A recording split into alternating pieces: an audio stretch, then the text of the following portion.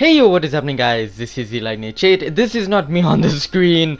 That was a presenter. So we have Final Fantasy VII Remake gameplay. It looks amazing, especially these scenes right here. There is no HUD, mainly because they are most likely using this just for presentation. But it looks amazing. So what is this combat system?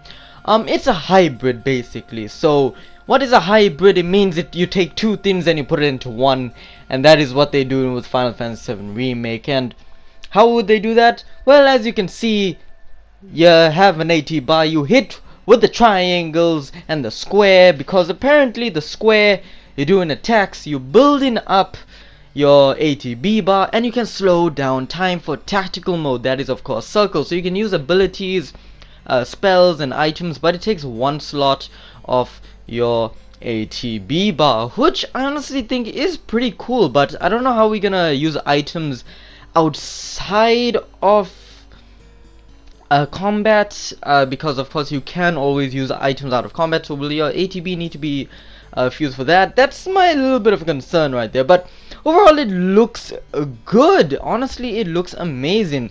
And also there is actually a gameplay. You can also, like, you know, target different enemies and all that. But actually there is a Reddit post of a man who actually played the demo itself, so we're gonna actually read that right now. So as you can see, this is Johnny Chiodini, who is from the video team of Hero Gamer. Huge shout out to this man, because he edited the article and basically he played the game, whereas I did not play the game. So we're gonna see what he says about the game. So let's just dive straight into it. As you can see, Final Fantasy Remake plays as elegantly as it looks. Before this year's E3, I doubt Square Enix's ability to actually make a good on its promise for Final Fantasy VII Remake. The trailers seem too polished, too beautiful to be something a studio could actually deliver. They promised an impossible dream, not a video game. I was wrong. What I've seen and played of Final Fantasy VII points to a remarkable design achievement, one that caters to long-term fans while ensuring the faithfulness doesn't get in the way of quality or playability. Now this over here is very good, basically, because he shows that, hey, Square kind of made us think differently, and now we're getting the game. Apparently it's good, very good, beautiful game with major playability. So right here he continues, as you've likely seen the highlight polished footage released thus far, Final Fantasy VII Remake has a hybrid combat system, one that swaps frequently and fluidly between typical action game sword attacks, all delivered in real time, with the ATB system that will be familiar to any franchise veteran. While it's hard to make combat encounters flow as smoothly as it does shown in the live stream, swapping between combat modes and playable characters is nonetheless both tactically rewarding and surprisingly intuitive. So of course you're going to need this to be good. They want the game to be smooth, and apparently it is smooth. These are amazing achievements that Square has already made. But let's continue on. Indeed, the hybrid system established as a cadence that wasn't in the original game, as you swap between its two modes, and it was absolutely the star of the playable demo. For one thing, it's easy to keep a track of. Personally, I've always found Final Fantasy games a little fiddly, and I've struggled to really get the knack of knowing when to get certain characters to perform certain actions. With the remake, however, your job is very simple. For moments to moments, if you aren't committing an ATB charge to an ability, a spell or item, you're hacking and slashing, which effectively moderate the amount of times you need to spend thinking tactically. On entering tactical mode and slowly the action to a crawl, you have the time to make a swift tactical assessment where you are in relations to your enemies. Which ones need to take out first, and how can you spend your charge to the greatest possible effects?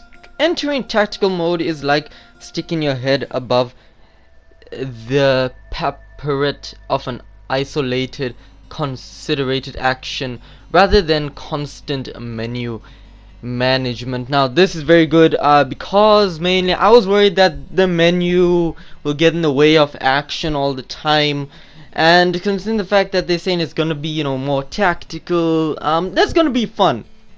It really is gonna be amazing.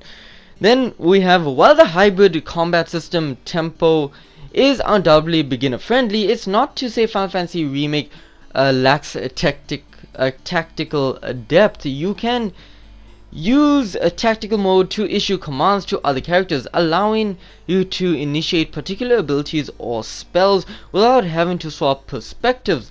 Although it has been said the animations that govern a character swap has a smooth dynamism to it's that pretty cool. Issuing commands comes in really handy when you want to make use of particular character's abilities, but you're right in the middle of doing something with another.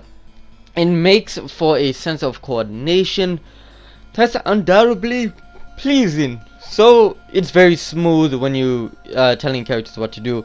That said, if you aren't fussed about manipulating menus in tactical mode, you can assign favorite abilities and spells to quick shortcuts, meaning you can go through the entire combat encounter in real time rather than slowing the pace of the action. This is for those who is more close to the Kingdom Hearts Final Fantasy 15-esque of combat, who love real-time action. So if you don't want to do that whole slow-mo cool effect, which I think I will personally be doing, it'll be interesting, and that is mainly for those people, for those who do not want any slow pace, which honestly is fine. The ATB system, in other words, is very much the beating heart of the Final Fantasy VII Remake, but it's tempered an argument by other, more fluid mechanics, making for an ersatz system that manages to be beginner friendly while also adding tactical depth to your options on a fight.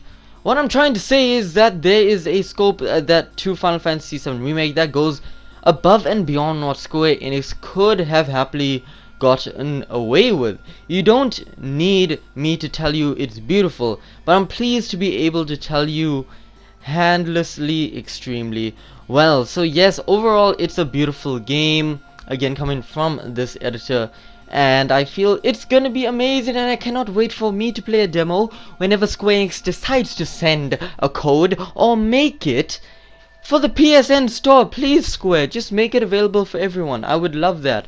But then we go to Reddit. Shout out to Divide By. This individual played the Final Fantasy VII Remake demo, and they also have thoughts about the remake, so let's read into it. So they said, my mind is blown. I just walked out of my time slot with the Final Fantasy VII Remake E3 demo, and I'm so impressed. I'm going to dive deep into my experience with it and answer some questions I know some people had. The entrance to the experience is a train station and start of the game with the door at the end. They literally built it on the E3 floor, so they are talking about the design of the E3 floor. We were led into debriefing room where they showed some new cinematic footage of Midgar in the daytime, just civilians and construction workers going about their lives. It looks insanely lived in and fleshed out, colorful too. The feed gets interrupted by Jess, where she basically gave us a whole rundown of how to play the game and maneuver the battle system. We are then shown Cloud jumping off the train from what we saw in the trailer, and are now led into battle in the area to play the game. The start of the demo begins at the Mako reactor with all the ladders and the Mako below. You can climb down ladders or slide down them. The first thing I tried to do was open the menu, but it wasn't available. You can't jump, you can run and sprint. No summon materia yet, but Cloud had Cure, Blizzard, and Fire. Barrett had a Thunder, Cure, and Arrow. D-pad up and down to switch characters, R2 and L2 to tell another character to send out a command without switching the current character. The first part of it was defeating a Grunt Shinra soldiers, which were relatively easy. Also those gun things that are attached to the floor or whatever, can't remember the names. No victory fanfare, sadly there's no victory fanfare. Smashed a bunch of boxes and opened a few chests. When you collect things, it pops up on the screen and fades away. As you keep going, you descend to the platform below, where Cloud and Barrett have to place a bomb on the Mako reactor. I can't remember what he said, but Barrett basically guilt trips Cloud into placing the bomb. As Cloud places, he sees one black feather fall to the floor and then disappear. He starts to freak out like in the OG. After that, it's literally the same gameplay of the fight in the Sentinel from the gameplay trailer. Now that is some heavy stuff. The fact that they are bringing a lot of the original into that and still implement new stuff like the black feather, amazing stuff. But we still going batshit crazy like in the original, which I admire Square for doing. But then the final bits over here is, I have to say that my heart was racing entering time playing this. The soundtrack is amazing. The new version of the Mako reactor sounds unreal. Dialogue between Cloud and Barrett feels totally authentic to the original, and all I can say is that being able to see the emotions of their faces and hear the dynamic in their voice is incredible after playing this part of the game so many times throughout my life. On top of the gameplay demo, there was some new concept art and images at E3. I've uploaded an Imgur album linked below. If you have any other questions, just ask.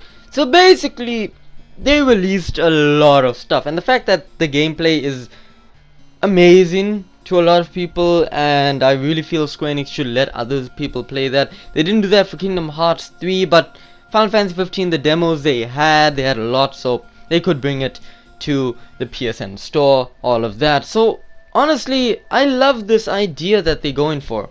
It looks more fleshed out than, you know, launch, not launch, but the announcement of it back in 2015.